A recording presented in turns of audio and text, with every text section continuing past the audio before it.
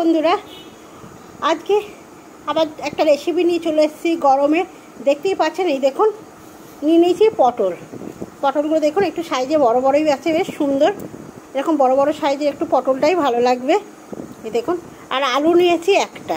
আজকে পটল দিয়ে আলু দিয়ে আর এর সঙ্গে আর কি কি দেব পুরোটাই আপনাদের সঙ্গে শেয়ার করব। বন্ধুরা দেখতে থাকুন যে আজকে আমি কি রান্না করব দুপুরে।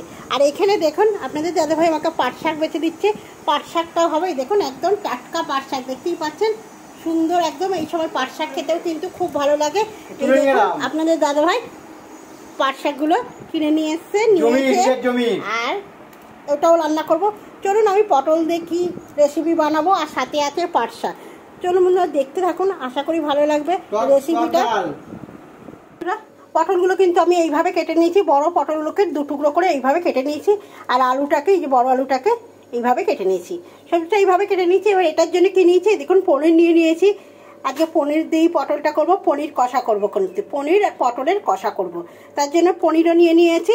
আর এখানে নিয়েছি টমেটো নিয়েছি, এখানে নুন আর হলুদ নিয়ে নিয়েছি। এখানে নিয়েছি মশলার মধ্যে জিরে, ধনে, আদা, লঙ্কা, তেজপাতা, টক দই, চিনি আর ঘি।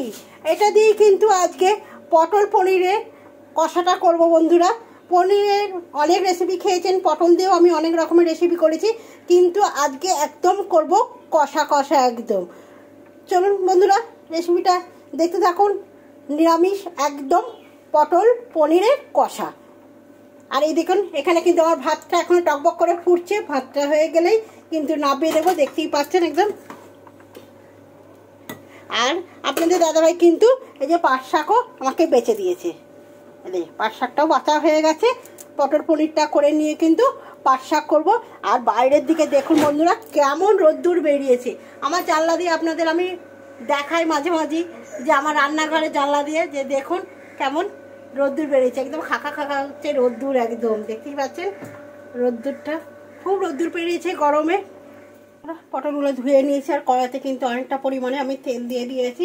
দিয়ে কড়ার মধ্যে কি দেব, অল্প পরিমাণে একটু হলুদ দিয়ে দেব, আর অল্প পরিমাণে কিন্তু আমি একটুখানি নুন দিয়ে দেবো। দিয়ে কিন্তু বন্ধুরা আমি পটলগুলো সুন্দর করে ভেজে নেব। আমি আলাদাভাবে পটলে কোনো নুন হলুদ মাখালাম না, ওই তেলের মধ্যে দিয়ে দিলে কিন্তু প্রত্যেকটা পটল কিন্তু নুন হলুদ সুন্দরভাবে হয়ে যাবে। তাই আলাদাভাবে আমি মাখাচ্ছি না বন্ধুরা। দিয়ে কিন্তু এটাকে ধীরে সুস্থে একদম সুন্দরভাবে ভেজে নেব। আর আমি রান্নাটা পুরো সাদা তেলে করছি বন্ধুরা, আপনারা চাইলে কিন্তু সরষের তেলেও করতে পারেন। আর এইদিকে চলুন বন্ধুরা আমি মশলাটাও করে নিই। আর পনিরগুলো দেখুন আমি এইভাবে কিন্তু টুকরো করে নিয়েছি সুন্দরভাবে, এই পিস করেছি। এই পিসটাই আমার মনে হয়েছে যে ঠিক আছে। আর এখানে আমি পাড়াটা করে নিই। চলুন সব মশলাগুলো দিয়ে দেবো, যা যা মশলা নিয়েছিলাম। টমেটো দিয়ে দিলাম, দুটো টমেটো দিয়েছিলাম। একটা টমেটো আমি মিক্সির সঙ্গে করব, আর একটা টমেটো থাকবে। আর এই যে তেজপাতাটাও দিয়ে দিলাম। দিয়ে কিন্তু আমি সুন্দরভাবে একটা মশলা তৈরি করে নিই। চলুন বন্ধুরা মশলাটা কিন্তু পুরোটাই আমার মিক্সি হয়ে গেছে। এবার এর মধ্যে কিন্তু যে টক দইটা রেখেছিলাম, একটুখানি আমি জল মিশিয়ে রেখেছিলাম, সেটাও কিন্তু আমি দিয়ে দেবো। দিয়ে কিন্তু সুন্দরভাবে আবার একটু মিক্সি করে নেবো। পটলগুলো কিন্তু অনেকটা ভাজা ভাজা হয়ে গেছে। এবার কিন্তু আমি আলুটাও দিয়ে দেবো। দিয়ে কিন্তু আলু পটল একসঙ্গে এভাবে ভাজা করে নেব সুন্দর করে।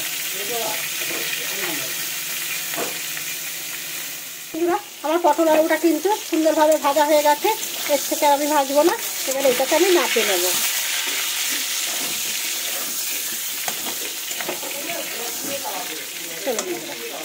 পটলগুলোকে ভেজে নাপিয়ে নিয়েছি।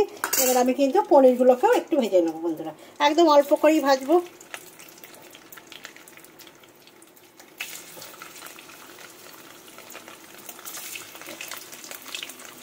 আমি আর হলুদ দিলাম না, কেন আমি পটল আলু ভেজেছি, সেই হলুদটা কিন্তু আমার তেলের মধ্যে আছে বন্ধুরা।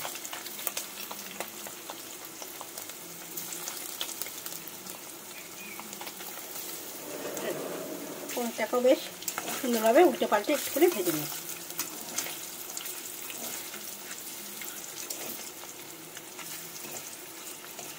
বেশি ভাজবো না, একদম হালকা করেই ভাজবো পনিরটাকে।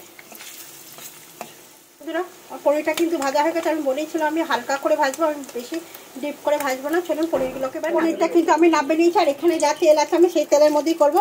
এই যে একটা তেজপাতা আমি ফোড়ন দিয়ে দিলাম বন্ধুরা, আর দিয়ে দিলাম টমেটো,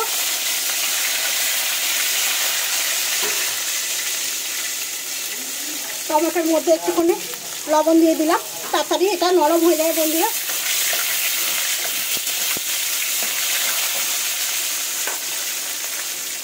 এবার দিয়ে দিলাম আমি যে মশলাটা করেছিলাম সেই মশলাটা পুরো,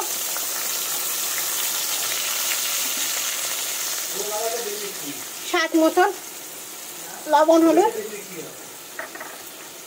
যেহেতু নিরামিষ সেহেতু একটু মিষ্টির দানা লাগেই। আর যারা দিতে চান না তারা দেবেন না মিষ্টির দানাটা। এবার সুন্দরভাবে কষে নেওয়ার পালা, কষে নেব বন্ধুরা। রান্না করতে করতে আপনাদের সঙ্গে একটুখানি কথা বলে নিই, সবসময় তো রান্নার কথাই বলি বন্ধুরা।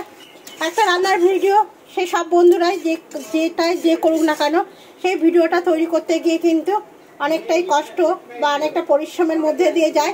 অনেক কিছু নিয়ম সব কিছু মেনে তারপরে একটা ভিডিও তৈরি করতে হয় বন্ধুরা।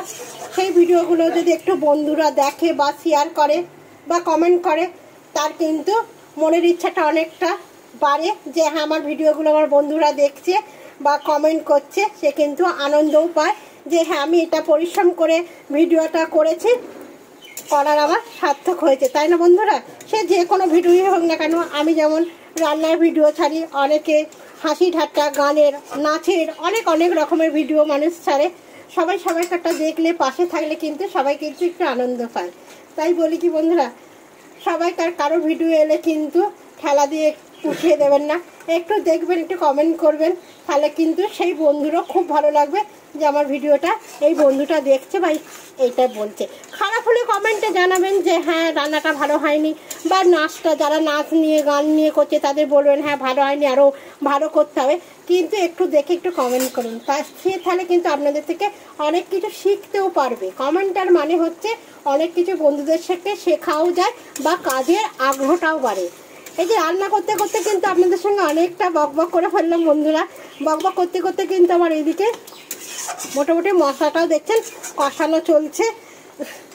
চলুন বন্ধুরা, একটা নাড়াচাড়া করে দিয়েছি। এবার আমি যেরকম প্রতিদিনের মতন করি বন্ধুরা, সেই রকমই কিন্তু পটল আলু আবার আমি তুলে দিলাম, দিয়ে কিন্তু পটল আলুও আমার সেদ্ধ হবে আর আমার মশলাও কিন্তু কষা হবে। এইভাবে দুটো কাজ একসঙ্গে করে নেবো। আমি প্রতিদিনই প্রত্যেকটা রান্নায় কিন্তু এইভাবেই করি বন্ধুরা। আগে প্রথমে মশলাটা একটুখানি কষে নিই, নেওয়ার পর কিন্তু যেটা দিয়ে করবো সেই জিনিসগুলো দিয়ে নিয়ে একদম সুন্দর করে ঢাকা দিয়ে দিই, তাহলে মশলাও কষা হবে, আমার তেল ছাড়বে, আর আমার সবজিও কিন্তু একদম সুন্দরভাবে সেদ্ধ হয়ে যাবে।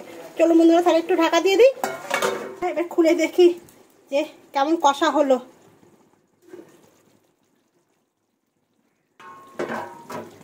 দেখতেই পাচ্ছেন, দেখুন বন্ধুরা, দারুণ দারুণ হয়ে গেছে কষাটা, একদম সুন্দরভাবে আমার কষা হয়ে গেছে। দেখতেই পাচ্ছেন, দেখি আলুগুলো কেমন হয়েছে সেদ্ধটা। এই দেখুন আলুও কিন্তু বেশিরভাগটাই সেদ্ধ হয়ে গেছে, আর মশলাও কিন্তু আমার সুন্দরভাবে কষা হয়ে গেছে।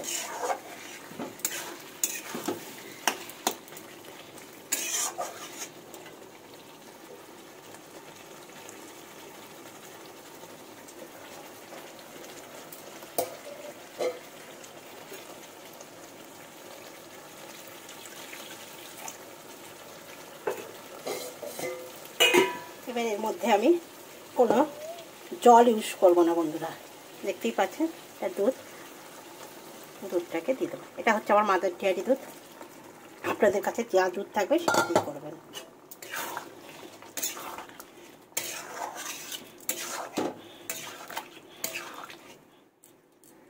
দিয়ে দিলাম, এটা সুন্দর টেস্ট হবে না বন্ধুরা যে বলার মতো না। এবার দিয়ে দেবো পনিরটা ভেজে রেখেছিলাম, দিয়ে কিন্তু যেটুকুনি বাকি আছে সেদ্ধ হওয়া সেই সেদ্ধটা এবার করে নেবো। আবার কিন্তু আমি ঢাকা দিয়ে দেবো ঝটপট করে। বন্ধুরা এবার খুলে দেখি যে পটলটা কিভাবে কি হয়েছে, পটল পনিরটা। এই দেখুন পটল পনিরটা কিন্তু আমার এরকম হয়েছে, দেখতেই পাচ্ছেন কি দারুণ। এর মধ্যে লাস্ট ফিনিশিংয়ে কী দেখাবো আপনাদের বলেইছিলাম। আর আমি সবসময় ইউজ করি মায়াপুরের ঘিটা, মায়াপুরের ঘি কিন্তু খুব সুন্দর হয়, দারুণ টেস্টি হয় মায়াপুরের ঘিটা বন্ধুরা। তাই আমি সবসময় চেষ্টা করি একটু মায়াপুরের ঘিটাই ইউজ করার জন্য। তাই একটুখানি মায়াপুরের ঘি দিয়ে দিলাম, দিয়ে কিন্তু একদম চট করে একটু ঢাকা দিয়ে দেবো যাতে সব কিছুর মধ্যে মশলাটা ঢুকে যায়। ঘিয়ের গন্ধটা বন্ধুরা পটল পনিরের রেসিপিটা কিন্তু আমার একদম কমপ্লিট হয়ে গেল। এবার চলুন আমি নামিয়ে নিই পটল পনিরটা। এই রকমই রাখবো আমি, একদম ঝোল ঝোল রাখবো না, এরকম একটু মাখা চাকা রাখবো বলি কিন্তু আমি কোনো ঝোল করিনি। যারা একটু ঝোল খেতে চান তারা কিন্তু একটু ঝোল ঝোল রাখতে পারেন। চলুন বন্ধুরা নামিয়ে।